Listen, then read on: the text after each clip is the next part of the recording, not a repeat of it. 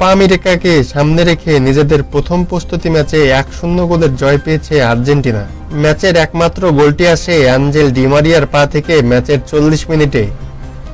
এদিন ডি মারিয়াকে অধিনায়ক করে লিওনেল মেসিকে ছাড়াই একাদশ নামান স্ক্যালোনি। ফ্রন্ট লাইনে লাউতারো মার্টিনেজ এবং আলভারেজ দুইজন স্ট্রাইকারকে খেলান তিনি। প্রথমার্ধ থেকেই বল পজিশন নিজেদের কাছে রাখে আর্জেন্টিনা। তবে আক্রমণে যাওয়ার সময় মিডফিল্ড এবং স্ট্রাইকারদের বোঝাপড়ার অভাবে ঠিকমতো অ্যাটাকে যেতে পারছিল না আর্জেন্টিনা। বিশেষ করে লাউতারো মার্টিনেজ এবং জুলিয়ান আলভারেজ এই দুই স্ট্রাইকারের মধ্যে বোঝাপড়ার অভাব ছিল স্পষ্ট। কিন্তু এরই মধ্যে ম্যাচের 40 মিনিটে কুতিডেমোরের অসাধারণ পাসে চিপ শটে গোল করেন ডি মারিয়া। বিরতির আগে আর গোল না হলে 1-0 গোলে লিড নিয়েই বিরতিতে যায় আর্জেন্টিনা। দ্বিতীয়ার্ধে ডি মারিয়াকে সাব করে মেসিকে নামান স্কলানি এবং লাউতারো মার্টিনেজকে সাব করে নিকো গঞ্জালেসকে নামান। কিন্তু এরপরও আর্জেন্টিনার আর গোল করা হয়ে ওঠেনি। অন্যদিকে প্রতিপক্ষ ইকুয়েডর খেলেছে শরীরী খেলা। ফুটবল খেলার থেকে ফাউল করাতেই তারা বেশি মনোযোগী ছিল।